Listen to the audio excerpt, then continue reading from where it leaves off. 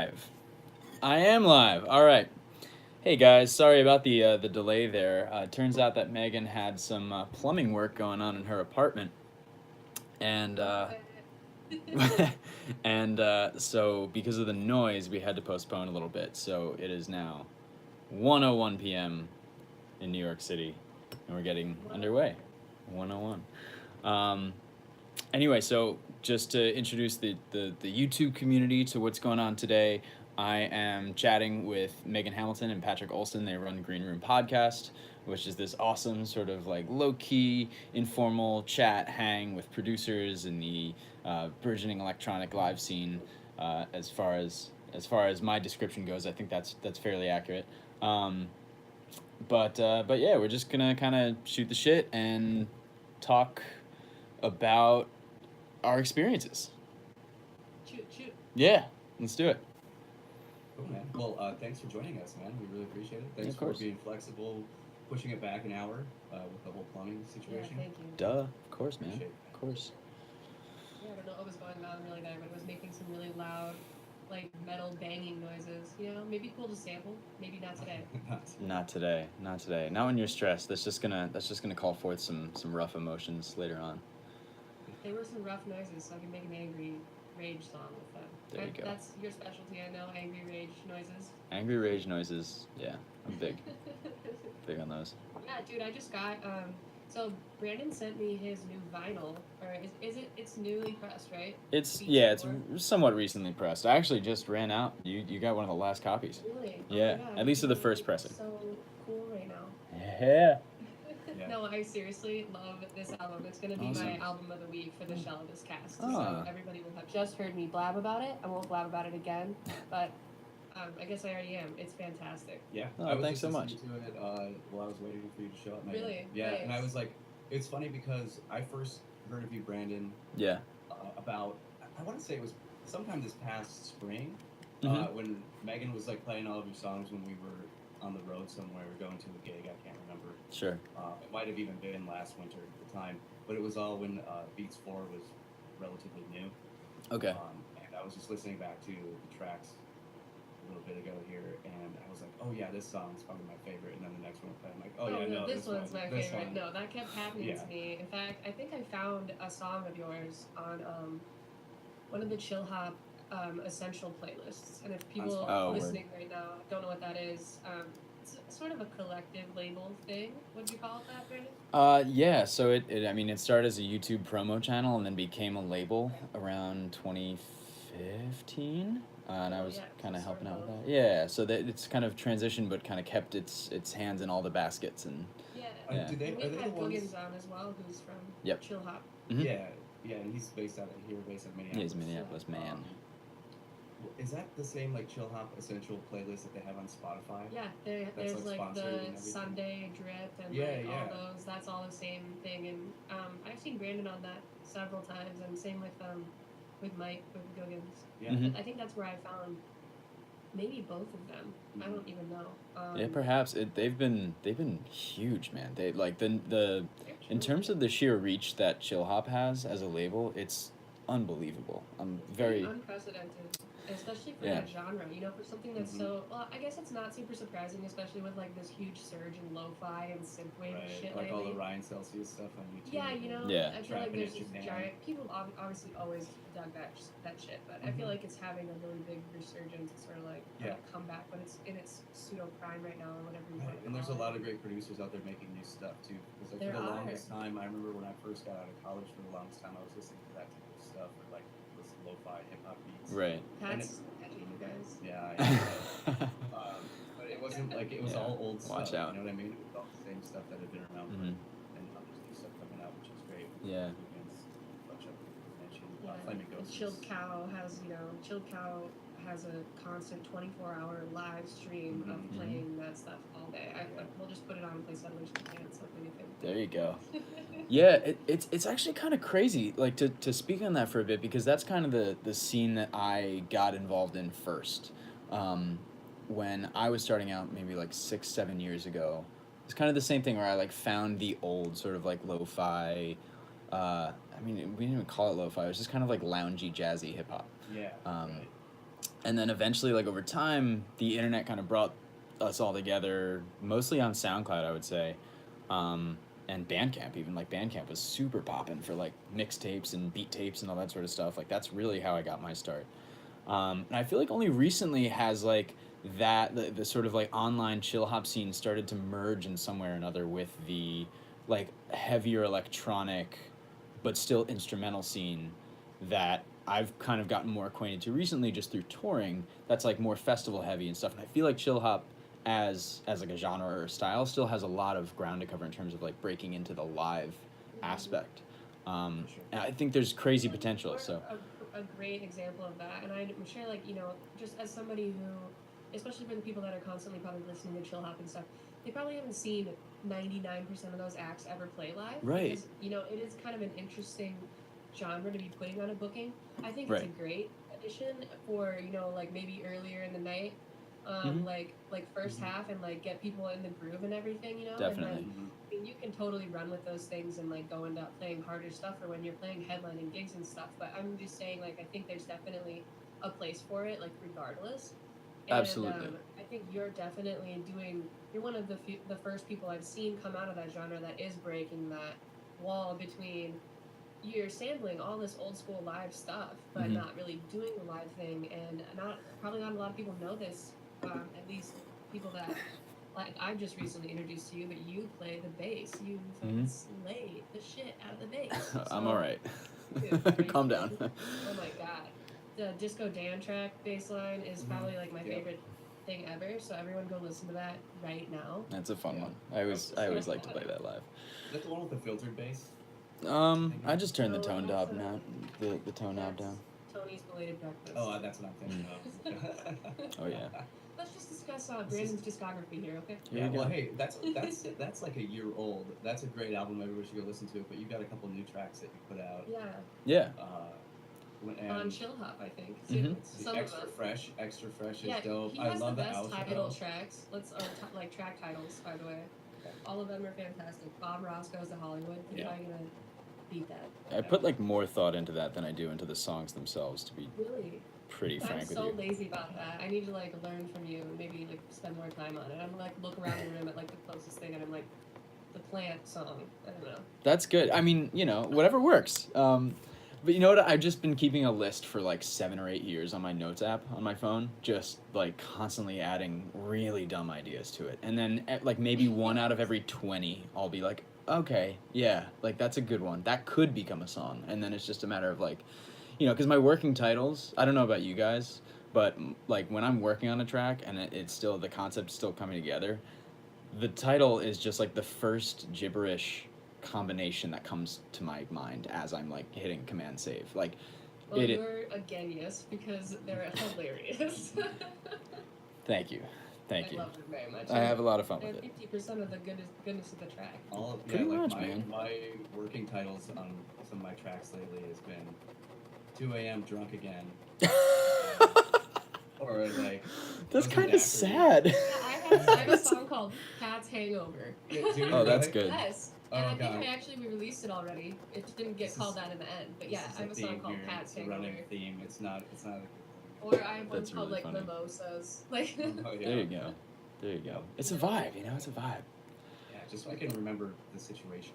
Exactly. It's mood music. Well, it's funny though, because that's actually like a lot of what chill hop kind of like the marketing around chill hop is like. This is like this is expressly and explicitly mood music. Like, grab a coffee, guys. Like, you know, it finds its way into a lot of coffee shops. I know a lot of people who listen to my stuff and they're like, yeah, it reminds me of like being at work and like studying or something. I'm just like, I don't know if I love that that's the connotation that like everyone's listening to my music in, because I feel like that's kind of stressful. But at the same time, if it helps chill you out and like bring you, you know, and center you a little bit, maybe it's not a bad thing. But Yeah, I think that can be a good thing because a lot of people will have that type of music just in the background when they're spending hours doing things. If they're studying, Right. or if they're working at a coffee shop, or if they're just kind of doing whatever they do throughout the day, just walking down the street even.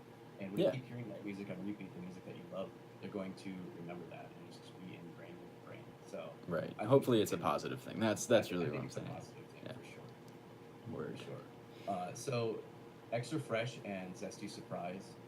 kind Indeed. of have similar artwork here. I'm looking at it on SoundCloud. Mm-hmm. Is that leading into? I want to ask you: is that leading into an upcoming release, an EP, some sort of cohesion project that you got coming up? So these were actually pretty much one-offs. I was just kind of approaching them as like, stylistically they were a little bit different for me. I've been just listening to and making a lot more dancey music and playing live. I've just felt the connection to like moving my body as something that I need to be engaging with more. It's something I was always interested in, but now it's like, okay, I want to be part of that conversation and like figure out how I can take my process and the samples that I appreciate and all that sort of stuff and actually move it in a direction where it's like, this is fresh and exciting, but this is also like still me. So I wasn't necessarily planning to follow them up with a particular album. I was actually just kind of like seeing how they go and putting a lot more effort into the artwork and sort of the marketing and the whole rollout with those two tracks, taking them one at a time versus dropping a 15-track beat tape and being like, it's out, okay, I'm gonna go on vacation now. So and then throughout the rest of the year, like really since I dropped them, I've been focusing so much on touring, and I've just kind of let producing take a little bit of a back seat as I figure out my touring strategy.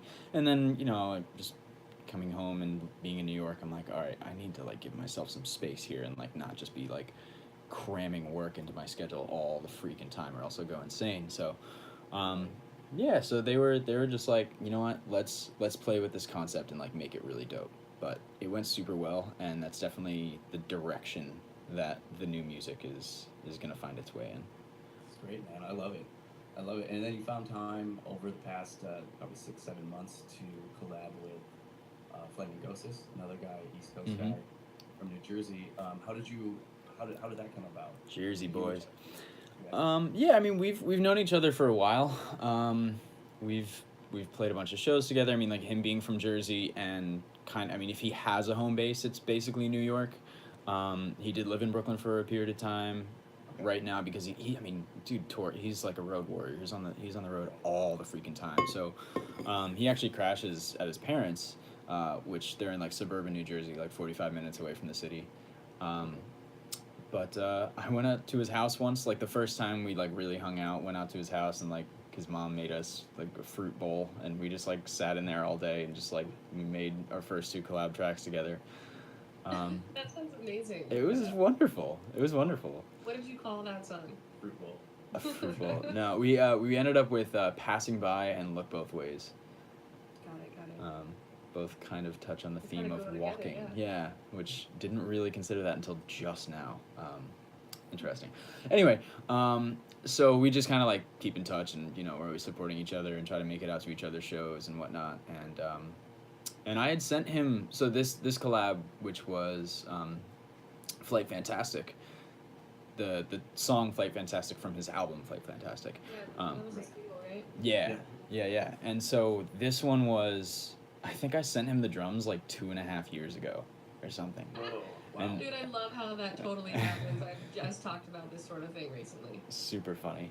And like I never released just by luck, I like never released the song with the drums because I sent him like this other track with a collab with a different sample shop, and he was like, yo, so I found the perfect sample for these drums, and then he just shows it to me and it's like 89 to 90% done. I'm just like, oh my god, this banged so hard. And he's just like, yeah. I'm just like, all right, I need to add a bass line to this and then we'll just like ship it, let's do this. Great. So it was great. It turned out awesome. Hey, thanks. This whole album's great. That's a great promo track or single that he put out first. And then I saw your name again and I was like, God, this guy's everywhere this year. All over the dang place. Yeah, man. You can't miss me. Yeah. So you said you've been talking about and focusing on your tour schedule Mm-hmm. the back half of this year. So tell us a little bit about some of your favorite spots and how it's been going. Sure. So I guess previously I was just playing in Brooklyn, in New York a ton, just kind of doing hometown shows and whatnot. And at the top of the year, I got an agent, and just kind of started mapping out what the strategy was. But also, I'm very new to this, so when you start you're just kind of like, okay, who's gonna like offer me a spot? Like, how can I, how can I fit in, into what's out there? And so basically, we've just been slowly working our way into a couple different scenes, which has been really exciting. I have to say, like, I have to shout out Denver because I'm sure you guys know too. Like, just the scene out there is absolutely incredible. It's Um, crazy. yeah, like even coming from New York where there's so much going on, I just feel like the appreciation out there for live music and just the amount the crowd gets into it. I mean, I played a couple Wednesday nights at Cervantes, which is just like the most poppin' venue out there. And Shout out Sheldon researching. Yeah, it's like the new mecca. Euphoric. yeah, Euphonic Conceptions, Dave Sheldon, Cervantes. They have a Wednesday night residency called Research Wednesdays, and they just bring in like amazing electronic acts. And I've played there twice so far. One was on my birthday. It was just like it just was like amazing experiences. They are Love so that residency. welcoming. Sorry about Yeah, that. yeah, go for I it. was just going to add to that. That residency is sponsored by the Denver Kush Club, which is next door to Cervantes. So Truth. another cool thing about that is every time we get to play, they bring us free weed. Just like cartons Like of an the shit. eighth or like a quarter or like a thing of like 5 pre-rolls, or like they'll just ask you, like, well, flour or oil, and like, well, I gotta fly home, so Yeah. let me suck as much Yeah, let's flour get this down down as I can. fast. Yeah. Send it It's kind of down. money, like I Yeah. guess for touring acts like bus tours, that'd be fantastic. But Yeah. yeah, But don't it's go to sort of Utah like a afterwards challenge. because they'll It's like fucking the arrest Wednesday you. Cervantes challenge. Can you smoke a quarter of weed in the day that you're here for this show? Yeah. Are you playing early enough to finish this ounce by the time you leave the venue? Yes. You know, that's probably not like a challenge we want to tell Sheldon about, because that little shit will probably totally make it happen. Next time I come into town, I'll be like, remember what you said. Yeah. I'll bring my camera. We'll vlog the whole experience. Okay, I'll bring my steamroller, Ooh, and we'll forget the whole experience. there we go. There we go. Did on Research Wednesdays have you ever played in the main room, or is it always on the other side? No, it's always on the other side. Haven't played in the main room yet. I personally have never played in the main room. I know Megan, you have, but I've always played on the other side. But I always seem like the other side Is is a cooler experience. I like the long. I like the hall and like Yeah. the intimacy feeling of it. Yeah, But the I mean, room it's seems obviously hands down like worldwide knowledge that the other side green room is 10 Yeah. times better Oh, than yeah, always. the main Oh, room yeah. one. Oh yeah.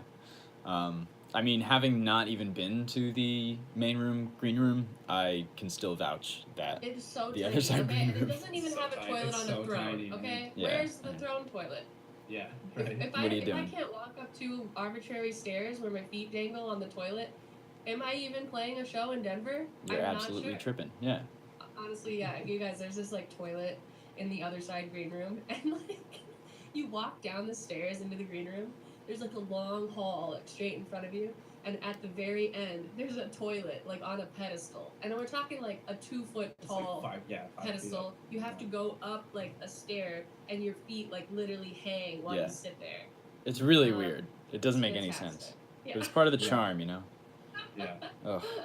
Love that place. Yeah, I don't understand it, but throne toilet. Yeah. Shout out. And then there's like that like couch like banquette like behind the fridge, you know? That's like Yeah. like up too. Just there's a lot of levels going on, but it's a very comfy spot, you know. Right. Every time I'm there, I feel like very at home. Mm-hmm.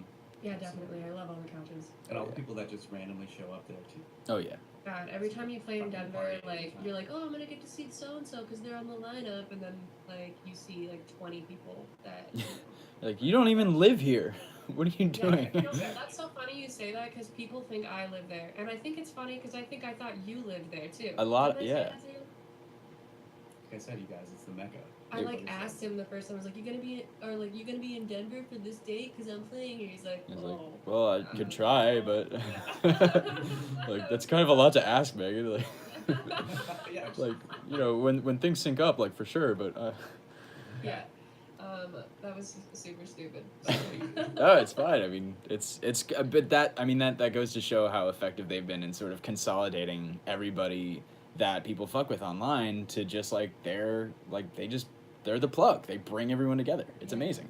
And they definitely have like, you know, I don't want to call it a genre, but you know, it's all sort of the same wheelhouse of stuff. Yeah. And I feel like they've done a very good job of building a scene for Mhm. there. So Cultivating, so yeah. built in. It's great, yeah. It's like you just said, built in. I was gonna say the same thing.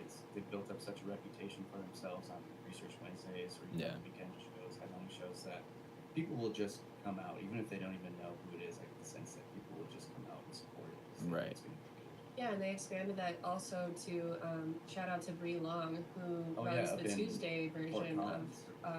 Return, which is Tuesday's research essentially Hmm. in Foco at Hody's Half Note, and sometimes at the Aggie Theater. But and then also Euphonic has they've got people out in like San Francisco, which I didn't know. So Yeah, I didn't they know that do either. stuff out on the West Coast as well that I've seen their name on, which is kind of crazy. I think Awesome. they have something to do with Wormhole. But anyway, Oh, really? Okay. Oh.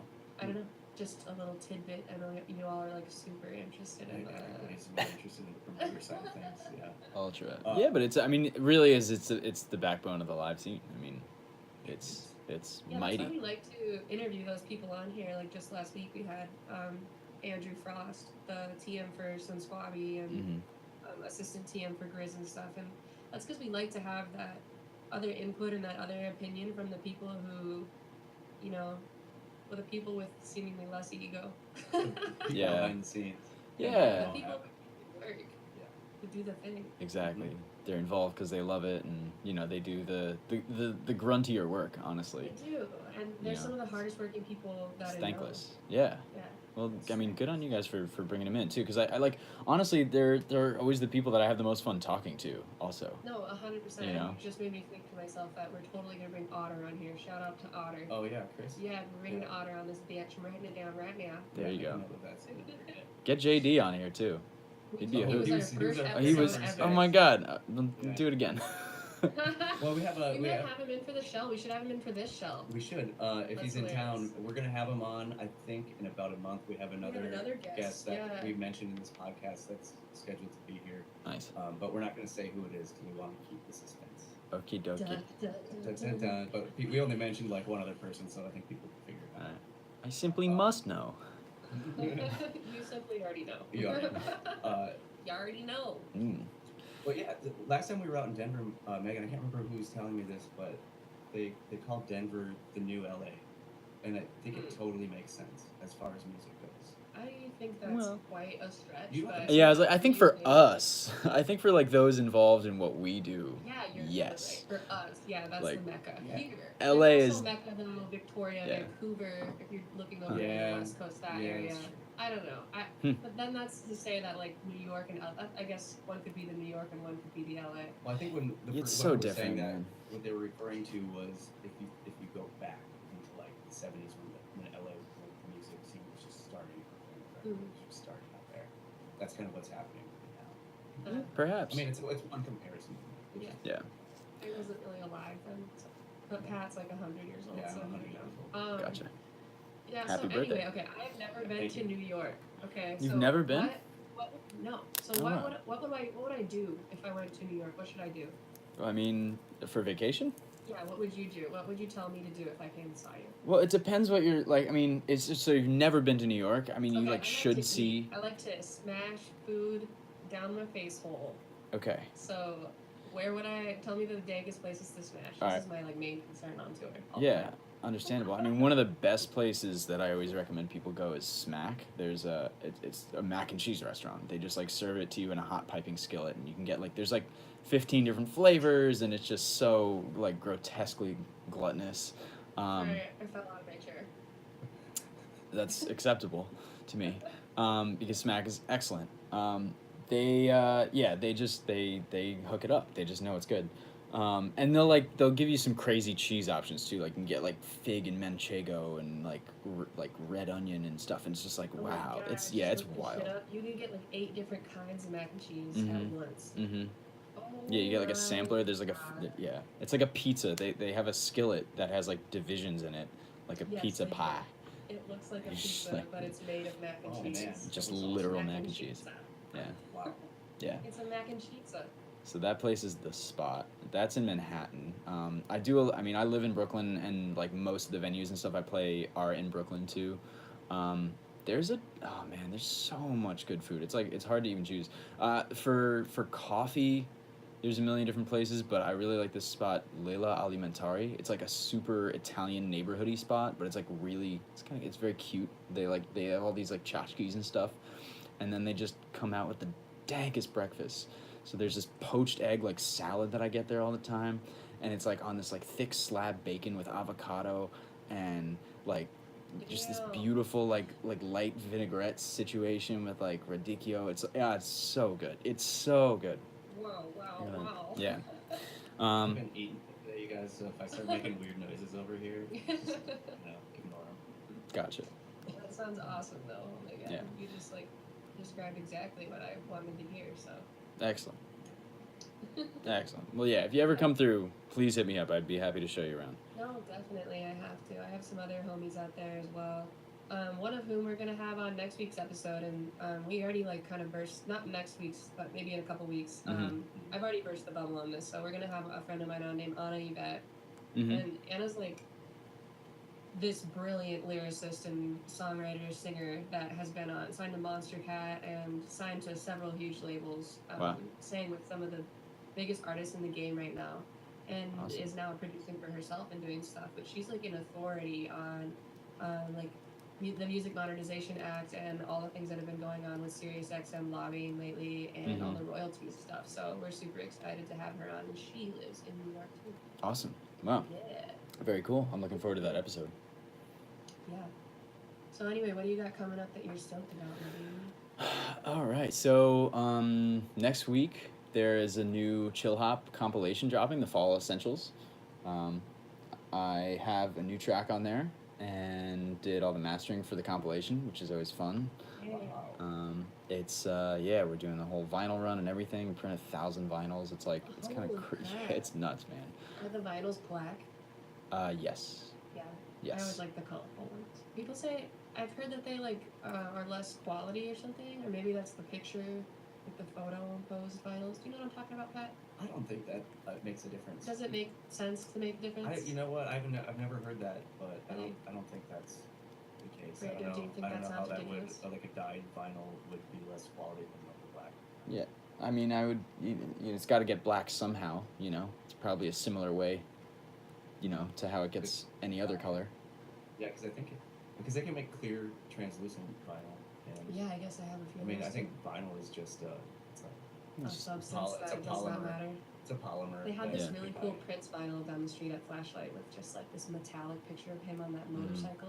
Oh yeah. It was ridiculous. That sounds awesome. Anyway, but yeah, so you got 1,000 vinyls coming out. It's crazy. Yeah. So we normally just do like crazy pre-orders, and they kind of make their way around the world, and that's always cool. I've been. When is the release date on that? It's the 3rd of October. 3rd of October. Okay, so that's perfect because this episode will be coming out on the 5th. So it'll Okay. be brand new. Everybody go check it out. Yeah, it'll be percolating throughout the interweb. Yes. And let's see what else. So this would be coming out on the 5th. I will probably be on my way to Chill Hop HQ in Rotterdam, in the Netherlands at that point. Oh my gosh. Gonna spend some time with Amazing. them, plotting for 2019 because we're most likely gonna be doing a project together. So we're just gonna like map out what that's gonna look like, hang with some boys. So you're just going over there. to like the Netherlands to talk about your new project with Chill Hop. Yeah, pretty much. Like drink some beer. We're definitely gonna work on That's some music too, amazing. but yeah. Congratulations. Thank Like, you. You just won at life. No, seriously, no, that's really cool. It's great. It's great. I mean, there's so many musicians around there too, and the team has the whole Chill Hop team has grown a lot in the last year. So there's a lot of people, obviously working on the administrative side. Like, shouts out to Chill Hop, just by the way, because like for an independent, like internet-based label that came from just one man, Boss, like his dream of just promoting music. It is like the most professionally run organization out there. It's amazing the work that they do. Anyway.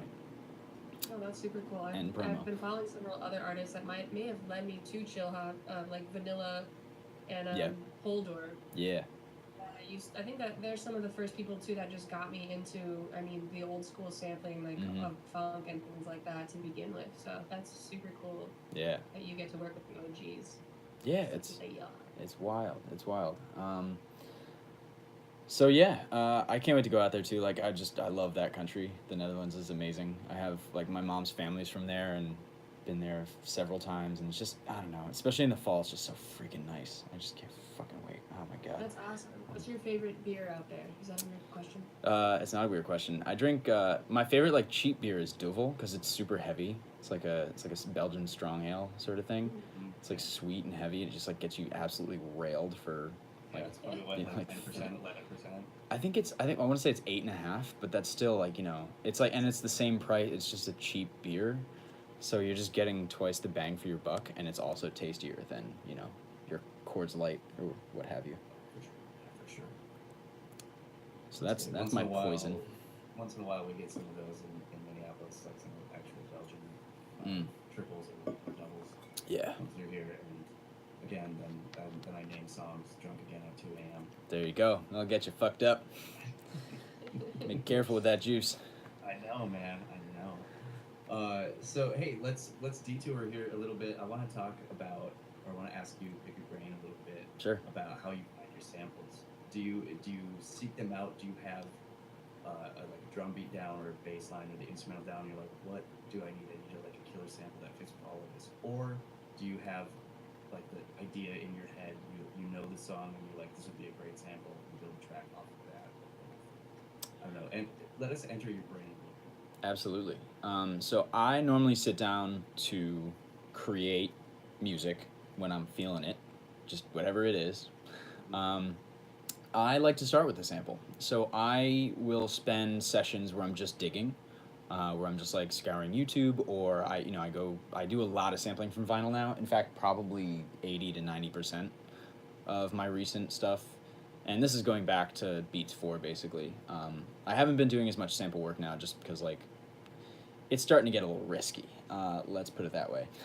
At a certain level, you really got to watch your back and just be like, you know what, maybe this isn't the best commercial decision to make to build a career off of anymore. So, that being said, I like to start with vinyl, and I'll just kind of like leave it on, listen, and if something catches my ear while I'm doing something else, like maybe cleaning or just something else that's going to occupy my brain, cooking, you name it, and I basically try to find the right texture and the right instruments. Like that's kind of how I narrow things down. I like orchestras and I like sort of like big film score sounding stuff. Jazz is definitely my preference.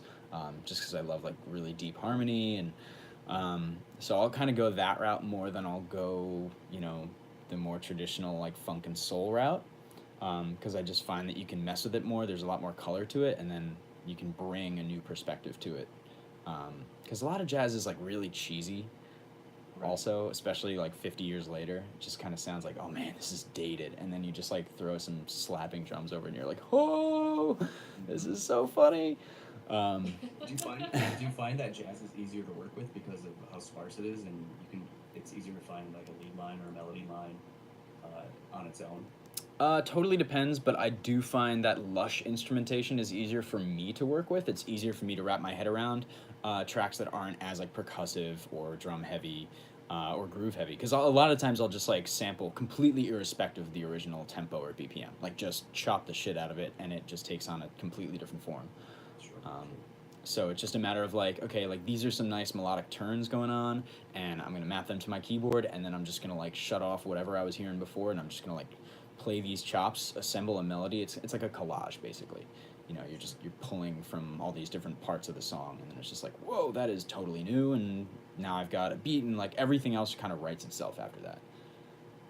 Like drums, bass, like it just kind of. Yeah, I feel like I can hear the process of what you're talking about in the Tony's Belated Breakfast track. So at the beginning, you have like those.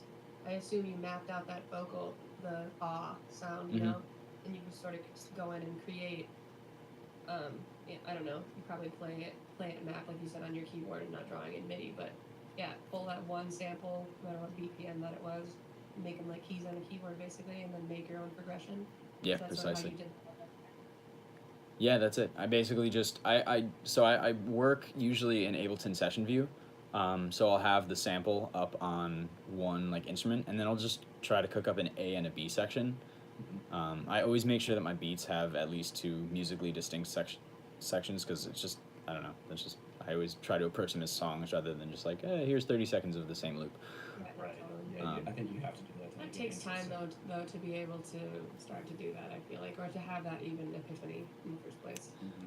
I guess. I mean, I came from a background where I was writing more songs, so it was like natural to me. It was just, Yeah, you know, for sure. and it kind of sets you apart a little bit. Like it just gives you somewhere to go, which is always fun because you can do more than just like make one statement. You can, you know, build, and that's kind of what music is all about. It's the tension and release. Yeah, it's Yeah. definitely hard for me to get away from like the standard structuring of like most electronic music, and I'd say just like music in general. You know, like Hmm. verse, pre-chorus, hook slash drop, whatever you want to call Right. it, and then breakdown, verse two, pre-chorus, hook slash drop, outro. Yeah. Like breaking out of that is really tough for me. Like been working on it quite a bit in this last year or so, I'd say. But Sure. yeah, I definitely think it can differentiate you a lot if you're not just doing the standard thing. It sounds pretty obvious. I think I'm just kind of like preaching to the motherfucking choir right now. Well, I mean, but no, I think it does deserve to be said though, because like, I think we also get in our own heads a lot about the sort of like preconceived notions of structure and convention, and there are no rules. Like, you know, if you feel that there is a certain structure that's going to lend itself to your song conveying what it is that you need to convey, then boom, just do it. You know. Dude, okay, let's talk about the fade out. Okay.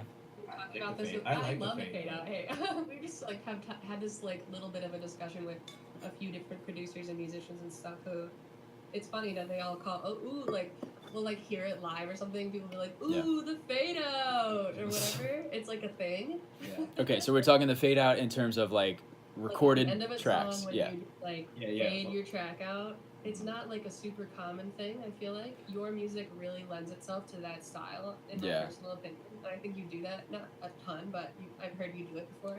Yeah. But like you have to have a specific thing going on to pull off the fade out, and you totally do.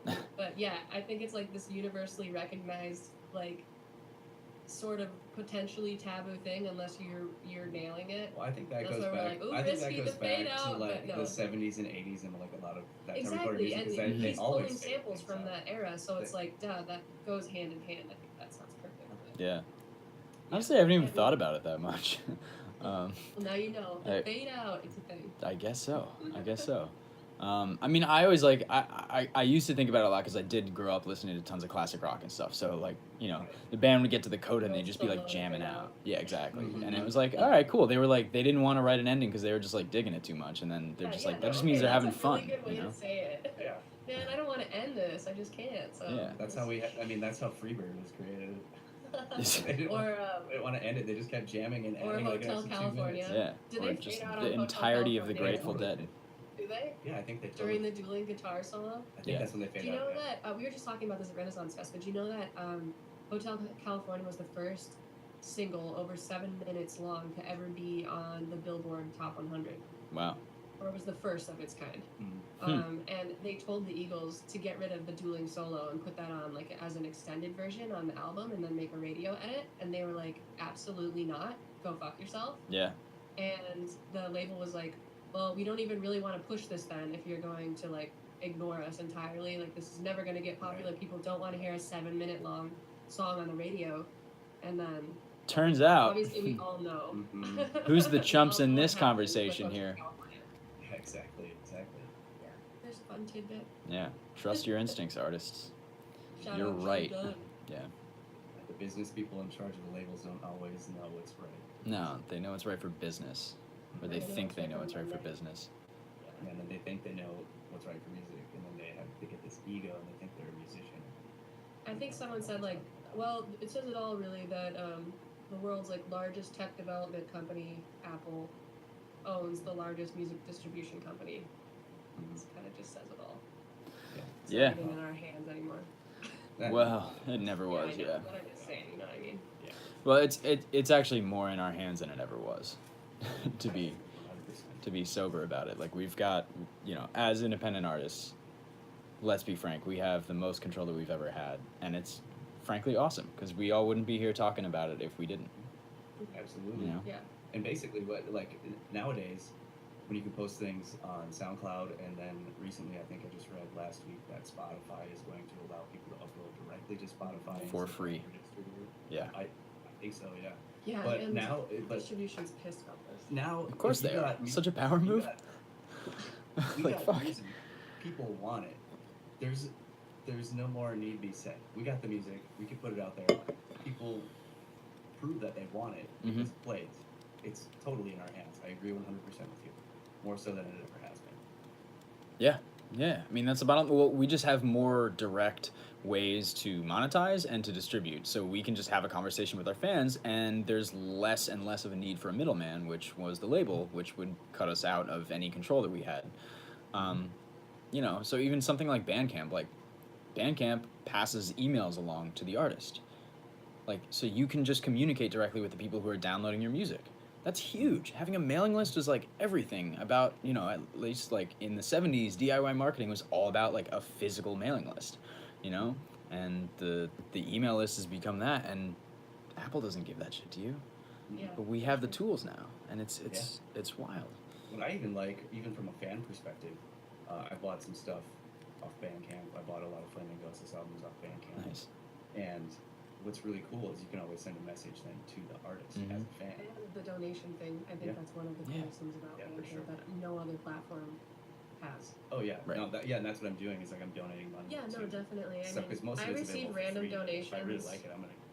Like I came back from Wavespell recently, and someone had bought $50 worth of my singles off my Bandcamp, Wow. and all by donation. Like all shit. of my stuff on Bandcamp is free. See? So Thank you, person. yeah, no, seriously, people are amazing, but no, that's just like such a cool thing to see, and like you were saying, Brandon, to like get to interact with directly instead of, like I can go look on TuneCore and Symphonic Distribution and look at my monthly statistics and see how much I've, like gross made from my last album over the past year, but I can't go Right. solely thank one person that downloaded my album off iTunes or Apple Music or whatever the fuck, Yeah, exactly. Exactly, yeah. They are the gatekeepers there, and they know it, and they have all that information, and they feed their algorithms and their trends based on what you're doing, and how your listeners are reacting, and it's kind of crazy. But at the same time, we still have, at least we can monetize it. Absolutely. That's the beautiful thing, And I think it's really cool over the last decade that, and I used to work for a large record label in the music industry, and we were always talking about this, how music was in such a state of chaos, and the label that I worked for, there were a lot of quote old dinosaurs that were calling the shots, and basically what they were doing was not really embracing streaming. They were doing it because they had to, because Right. the technology was there and the rest of the world was pushing it in that direction. They still were trying to control the marketing channels and trying to control the monetization Right. of their music. And it was with the independent scene going up against the old marketing channel gatekeepers of the record industry, and they're kind of just butting heads back Right. and forth with the new technology that have been advancing the streaming Mhm. and the quality of streaming versus the people trying to control and hold on to actual physical units, whether it be vinyl, which had this resurgence, or CDs, and just still trying to profit off of that. It was in such a state of chaos over the last decade that I kind of had my fingers crossed and had hopes in the back of my head that it would kind of figure itself out. And I think we're kind of coming to, we're getting close to the tipping point where it's figuring itself out, which is really exciting for a lot of musicians these days, ourselves included, people who aren't even musicians but want to. I think in the next 5 to 10 years, it's going to be great. Yeah, I mean, I think it already is, but you're right. I mean, the climate has changed. I just remember the forecasts of 10 years ago, the music industry was tanking.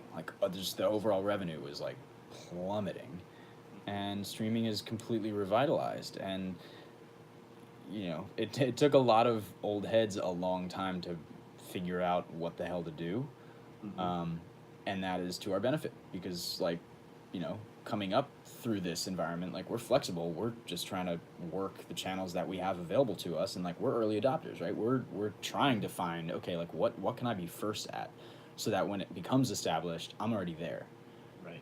And Exactly. Absolutely. not everybody And it's was all doing that. about just, I think that's one of the things that defines our generation as musicians anyway, is our ability to adapt to all of this crap. I mean, Right. that's literally like what we've learned to do. Right. And I was talking to Alicia a couple of years ago at Infrasound, and she was about to go on, and we were just quick chatting about what we had going on, what we were stoked about and stuff. And Yeah. she said she was kind of struggling lately with just keeping some like mental fortitude with her project because she's an OG. She's been Yeah. doing this forever, and she's fantastic.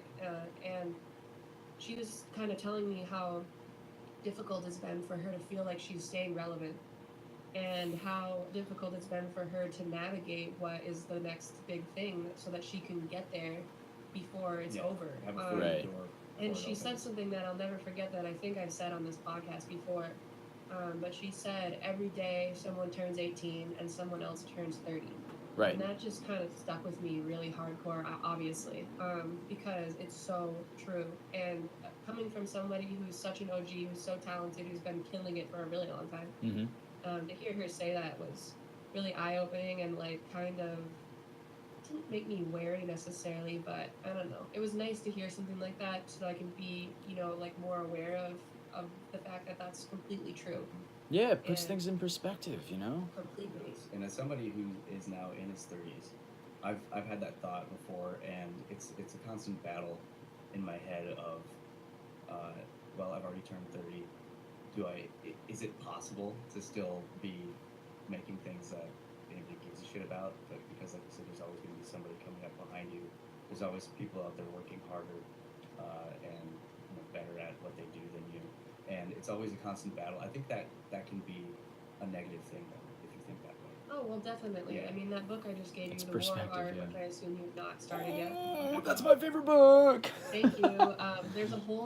There's a whole section on, I mean, like, the whole first part is about this idea of the resistance and putting a name to the thing that makes us all procrastinate and not feel like we're self-motivated and things like that. Yeah. Like with what were you just saying right I was now? just saying, like, how you sometimes you're on the wrong end. Oh, wrong side comparing of yourself 30. to other people. I mean, yeah, it talks a lot about the professional versus the amateur and like what differentiates those two things. And one of them is, learning not to compare yourself to other Right. people. It's Yep. it's unreasonable. It's stupid. Yeah, and Andy Warhol says it. I think he says it in the book as well. That you can't really sit around and concern yourself with whether or not people like your art. While people decide whether it's good or bad, go make more art. go make more art. Right. Yeah. And I mean, but the good thing is that I have seen people, and there are examples out there of people who have made great music in their 30s, in their 40s, in their 50s that weren't around in their 20s. Oh, You know yeah. what I mean? I Or they mean, mean they were, but The nobody guy that knew started about it. LCD Sound System didn't start Exactly. it till he was 42. That's one Exactly. of the most exciting facts of my life. Exactly. Anytime Right. I think of like some 16-year-old little shark James opening Murphy- for James Porter Murphy, right? Robinson, and he's already got like 3 full-length albums that are going platinum, Yeah. and I'm like, how did you even know that a DAW existed when you were 16? This is I know. bullshit. But I know. maybe I could be 42 and start the next LCD Sound Exactly. System. So who cares? Yeah. Yeah. Well, and that's the One of thing the too. greatest parts of their careers in their 40s and their 50s. Yeah. Well, I mean, the other thing you got to consider is like we're in this for a career, right? I mean, a career lasts 30 some odd years usually, at least like in a traditional sense. So, you really have to be thinking that far out and like developing skills and envisioning what you're going to be doing at that age. And it's not as much about being relevant, I think, or it's not as personally like salient to think about it in terms of like how am I going to be relevant when I'm 50. I just try to think about like how am I going to be having fun and like still be passionate about this. Like what am I going to be able to still do? Like is a 15-year-old going to be listening to my 55-year-old ass like, telling them about like how aging is weird? Like no, but it's fine. You find your people, and you can only do that on a personal level. Like you really have to take care of yourself, and that's just I feel like because the industry is so competitive, because access is so immediate, because gratification is so immediate, it's very easy for us to get distracted by people who are popping right now, and just like skyrocketing out of nowhere into overnight success. And that success is fleeting. You really need to be focusing. If this is your goal, to make this a career, like you need to focus on developing skills and habits that are going to take you Yeah, and like not years down the only road. is it like a matter of the fact that this person who came out of nowhere happened to make something that was just perfectly within the climate of what was happening and Right. hit the nail like right on the Mm-hmm. head with the timing.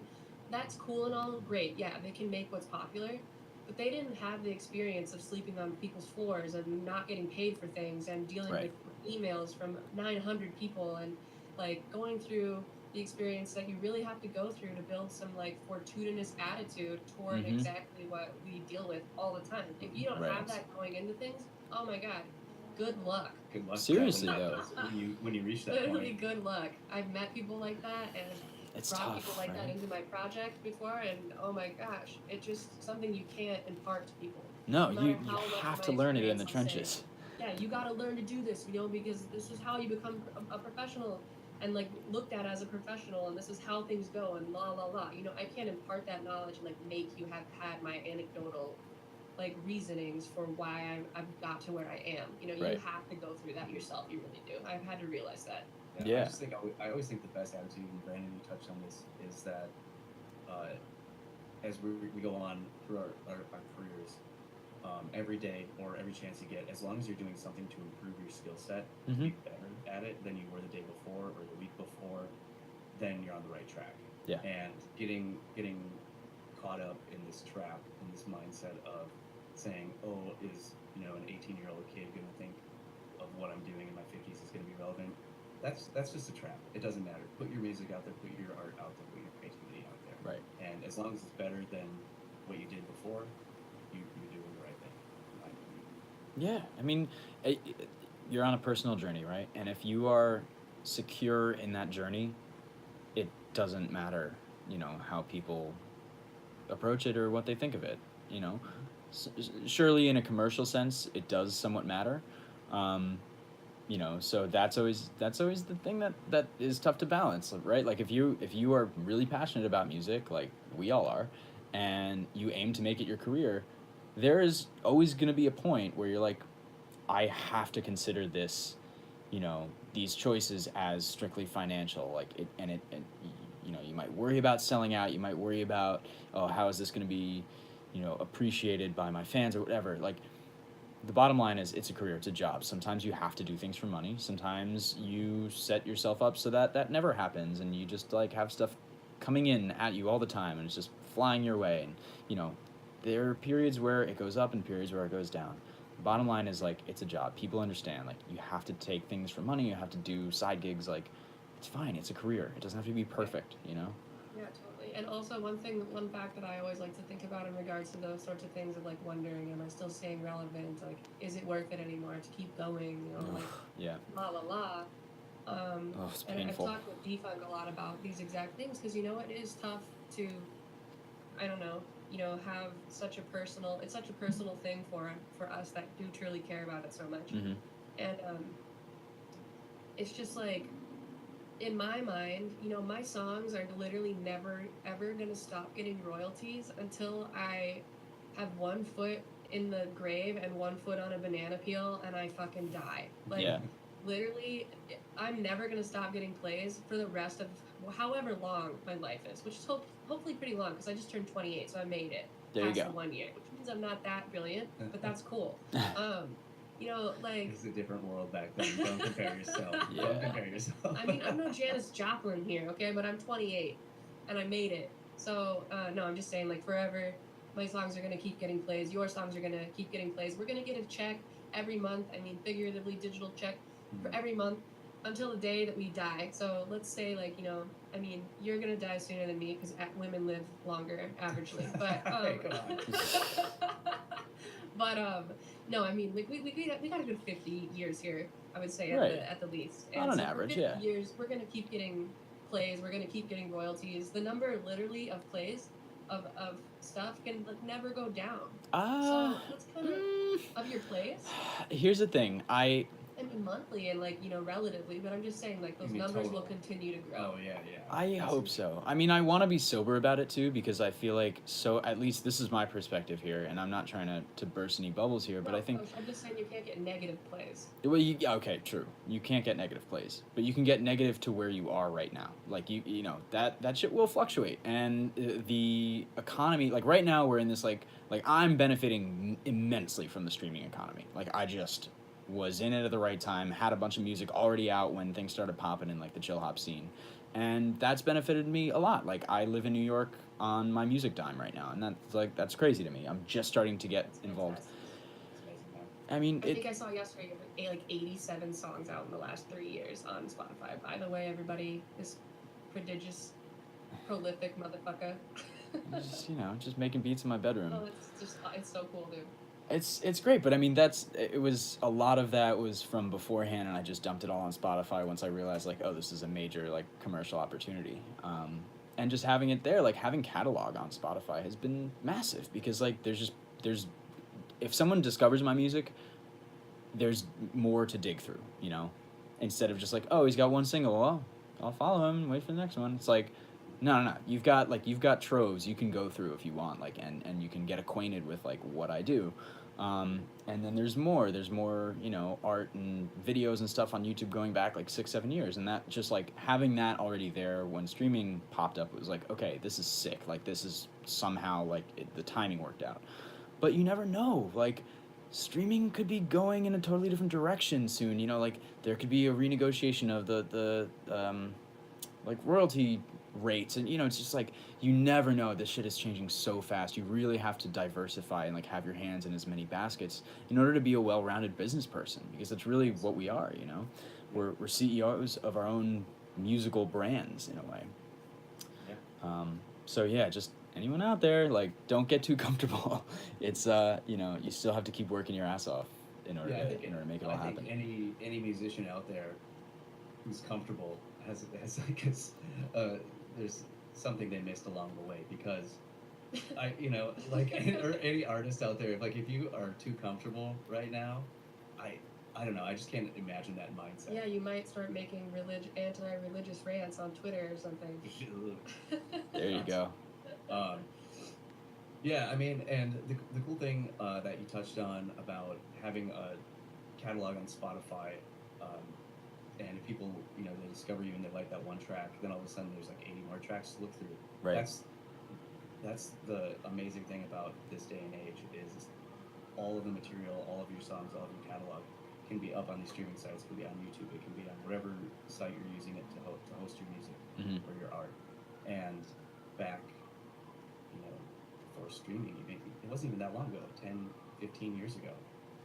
If people liked one song they heard on the radio, then they'd have to go buy a CD or find some, medium that they can listen to your music on. And even then, that might only be 6, 7 tracks. And then you realize, oh God, I like these guys. They have like 10 albums out there. Now I gotta go spend money on this. Buy now them. You can just, now you can just dig right in. And Right. the way that the landscape is right now, we as musicians will collect royalties, albeit small, but if someone adds up. Really digging your track and then sharing it with friends, it adds up.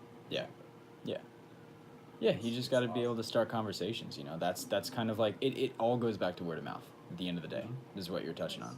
I was talking about this with my manager too recently about just how much of a difference one person makes. I mean, when you have millions of plays and stuff, it gets hard to maybe differentiate the fact that those are all coming from a single source and stuff. But if you think about the overall lifetime revenue that one fan can provide, it's pretty ridiculous.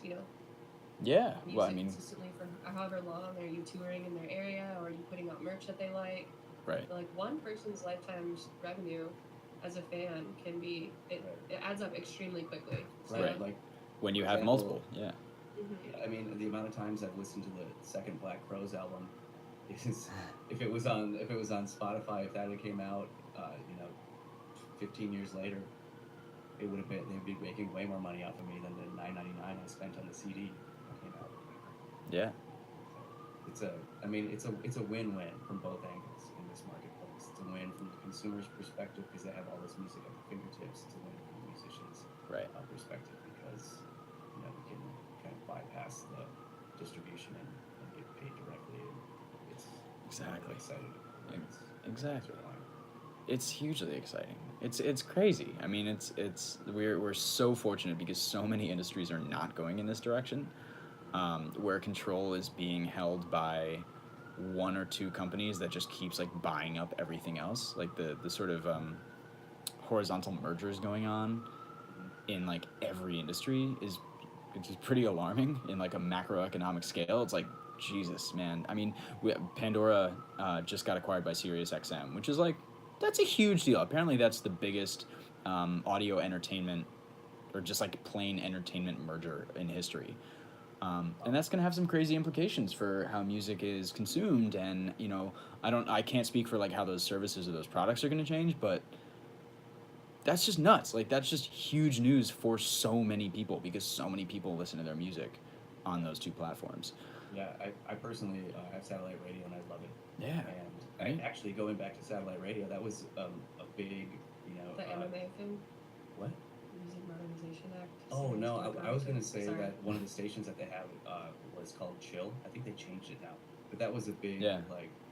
It's Diplo's. Yeah, it's not Diplo Diplo and Friends radio, now. but yeah, it was like station 53. It was just called Chill. Yep. And I just had that on, like, permanently, set permanently for like 2 years, and that's how like I got exposed to a lot of this Yeah, pretty much, man. lo-fi stuff. It's kind of To be funny fair, too. There's a lot of house music on his new channel, and I really like it. I'm sure it's great, but I I love wish there was it. still like a down tempo. I just feel like every day when I get in the car and that channel's on, like, they've got a clap tone mix playing, and I'm like, yeah, that's- get it! I'm down with that. There you go. So actually, the guy who programmed Chill is this guy Ben Harvey, and he's great. He's just a great guy, and he cares very deeply about that sort of like. I mean, he was really big in pushing like Kygo to the forefront. Just that the sort of like tropical house movement was really. It was just like it kind of had a home on that station. It's very interesting to kind of see how that's changed over time. But he's also, I mean, Ben's really cool. He really enjoys the chill hop scene and everything too, and he's just a good supporter and a great guy. So That's awesome. Great. Next time you see him, tell him I miss his channel. I will. Yeah, Tropical House was such a funny little thing. Really I mean, was. Kygo's still doing well off of his own sound, which is somehow different from Tropical House, and yet the same.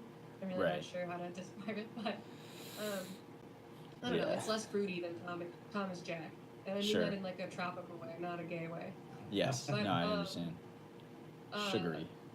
Yeah, but yeah, Tropical House was such a fun little boop in time. Right? You know, just like What a Rubicon, moment. sort of.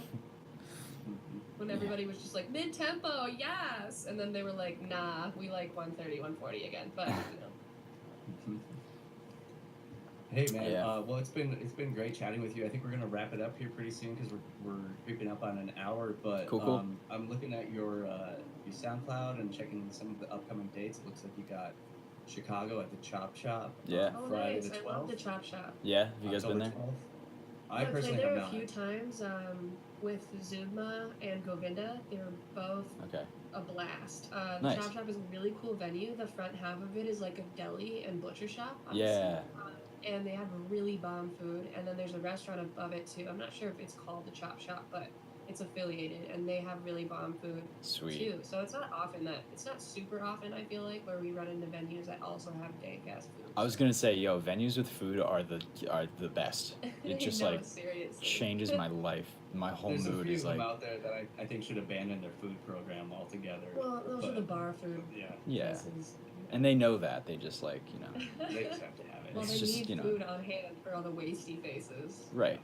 You know, it's frozen. What are you gonna do? Throw it in the fryer and But you know. yeah, dude, the Chop Shop is a blast. You're gonna have so much You fun. got, Looking forward. looks like you also got Tuesday, October 16th. You're gonna be back in Denver. Yeah, doing Back up, Larimer. The Larimer Lounge. Damn it, I'm gonna miss you by like a week. Shit.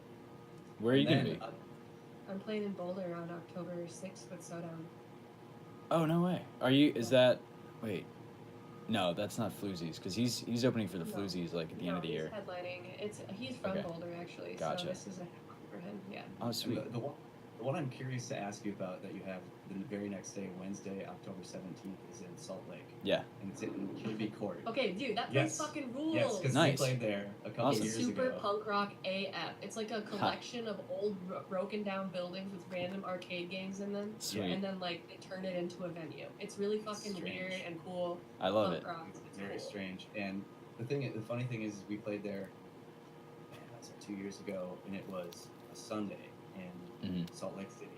Yeah. Now, I don't know a lot about Salt Lake City. I was only there that one time, but I do know that there's a religious undertone of the whole city. Oh yeah, it was founded by Mormons. The whole Oh, yes. freaking place is like, Oh, yeah, yes. it's amazing. It happened to be Mother's Day when we were playing too, which is an extra. Not a lot of people out. Yeah, that's what I'm getting at. We had 3 Yeah. people at the show. People were 3 people at the cranking, show. let me One tell of you. those shows where you just get drunk immediately upon arrival. Yeah, once you're in yeah. the You're like, situation that I'll you're have talking 6 about. gins straight, please, right Yeah. now. There's no bar there, so BYOB. Oh my Yes. god. Oh yeah, because it's Salt Lake City and it's On a Utah and they have Sunday. crazy laws. Yeah. They don't like anyone Um, having fun. Randomly, though, I Apparently. did want to ask you about this. I noticed Sure. that, like, a week ago or something, or maybe it was, I guess it would probably just be last weekend, you played with a full band set on the same Yeah. weekend as me. How did that go? It went great. It was awesome. How many pieces did you do? How many piece? How many pieces? Pieces, Did you oh. have up? So it was a 4-piece. I play bass and was kind of controlling Ableton from there. Didn't really do too much on the computer, but I also had my friend Adam on guitar, Simone, the keyboardist, and David on drums. So it was a little 4-piece. Nice. Yeah. What did you kind of rework all of your stuff to allow space for everybody, or did you guys just kind of go with it? We kind of went with it, so it came together really fast. I had a crazy tight deadline, and I decided literally 3 weeks out, I was like, you know what, I'm gonna do this. I'm gonna find the players, and we're just gonna like jump into this, and we're gonna play 12 songs, and it's gonna be fast, and we're gonna pull it together, and it's gonna be great. So you know, musically speaking, we would have definitely benefited from more time to really tighten up the screws, but like, I really wanted to embrace the loosey-goosiness. Like, it was a late set, you know, it was Saturday night, like, there was a show that my friends threw beforehand across town, so, like, everyone was just, like, having a great time, and it was like, all right, this is just perfect, we're just gonna, like, jam out on stuff, and it was really great. It was, like, a proof of concept show for me. It was, like, Yeah. let's make sure that the fan base, like, really can get down with this, because that's kind of the direction I want to start going, is playing in more bands and doing more live stuff, because Awesome. there's just Did you so stream much. that by chance? I wasn't able to stream it. The venue has a somewhat strict policy, and I also like would have had to just like put my Instagram on like a tripod on stage or something, and I was like, I had my hands full. Yeah. But we did manage to get a soundboard recording that I just got in nice. this week, and just have to like master it and make sure it's like it sounds pumping, but like the sound's really good, and it's about the last like 2/3 of the set. Awesome. Because the soundboard guy was like, oh shit, I should be recording this, which was really nice of him. Shouts to Zach. That's awesome. I'm stoked to hear Thanks, that Zach. too from Yeah. you. Yeah, I So- want to do that too. I'm glad you brought that up, Megan, because I was going to ask you that earlier, but I totally forgot. Yeah. Have you ever done anything like that before? Like, do you implement, even if it's a solo show, do you bring your bass with you? Yeah, every time I play, I've got bass and keys on stage, Okay. and then basically I'm like accompanying my own tracks Gotcha. and kind of When treat you- it like let a me ask DJ you set. this, then, when you fly with your bass, Oof. do you check it? I do.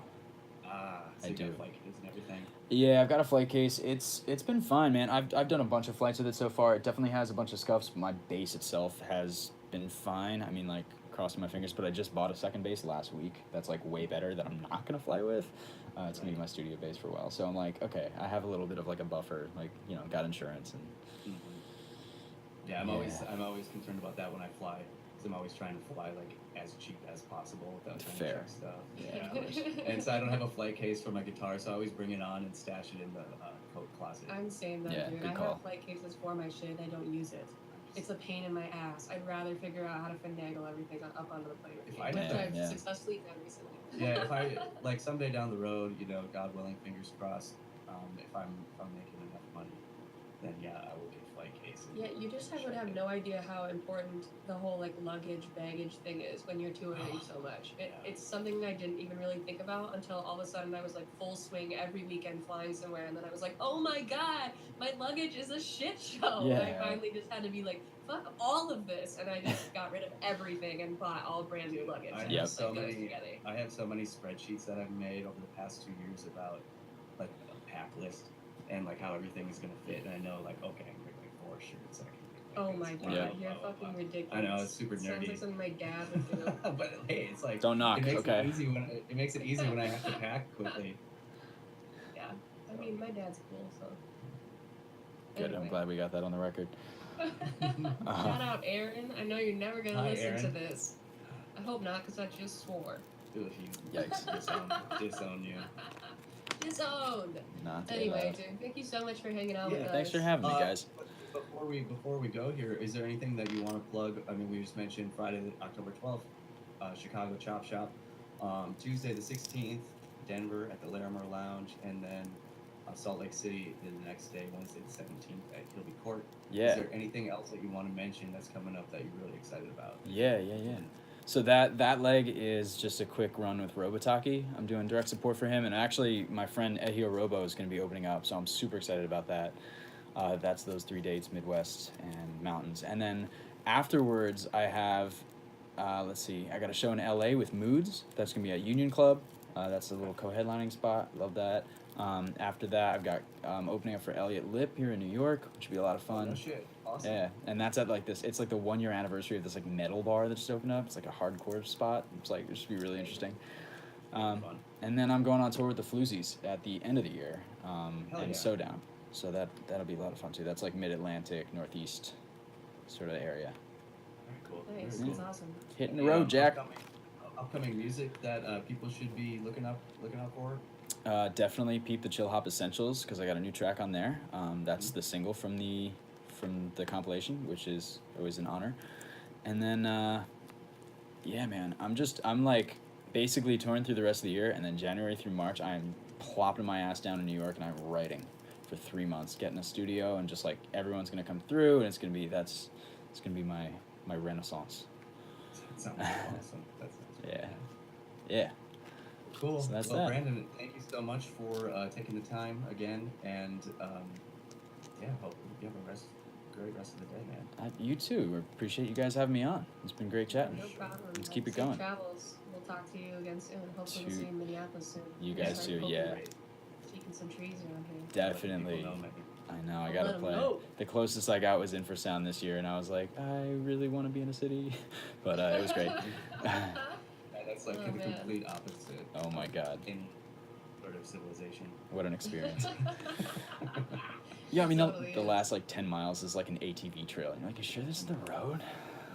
Yeah. Yeah, I just got lost in British Columbia in the middle of the night in the forest in Aw. like very remote British Columbia recently with my runner, and we got stuck there for like an hour and a half until a rescue party came and found us. Oh And my it was, god. like, there was legit bear shit on the ground around me, and I'm like, Aw. I'm just gonna die, like right here. It's cool. Like nobody worry about me. The shit we But do. Anyway, yeah, because the Man. last fucking like 20 minutes was, of course, just like gravel. Am I going the right direction right now? Yeah, Anyway, there are no I signs. feel you. There's nothing, yeah. Anyway, well, Yeah, well, thanks so much, dude. Have a great Thank day. you, and guys. Safe travels. See you soon, I'm you sure. too. You too. Sounds good.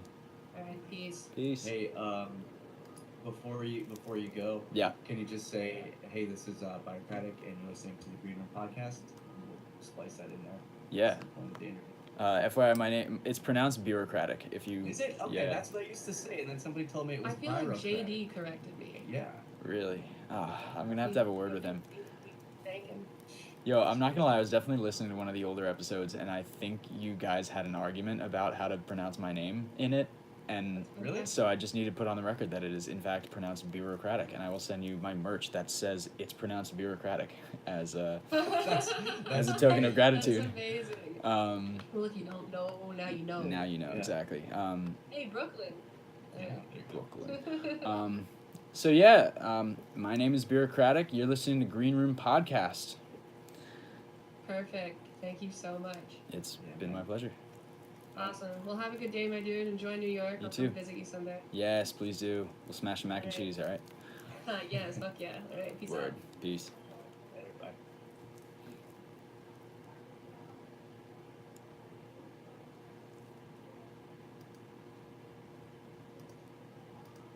Ooh.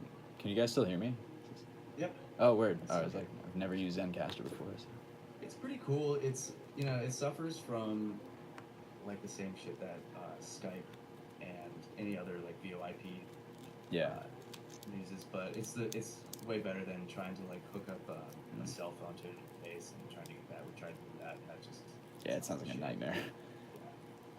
So this works out pretty well, and if you can see, I don't know on your end, but it like drops me into 2 separate tracks, which makes it pretty easy for me to do all like the mixing and post production. Yeah. That's awesome. We were using something called Zoom, and if Mhm. you use brain fart here. If you use any other things like that, it just kicks it into one track. So if the levels are off between like the person calling in and us, it just is a fucking nightmare. Damn. Yeah, that sounds. Well, it sounds like it's you've. overly compressed and everything. Yeah. But you got your tools, man. That's good. That's good. Man, that's the best we can do right now. It's whatever works.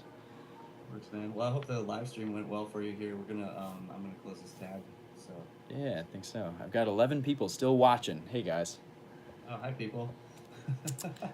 Thanks for sticking around. But alrighty.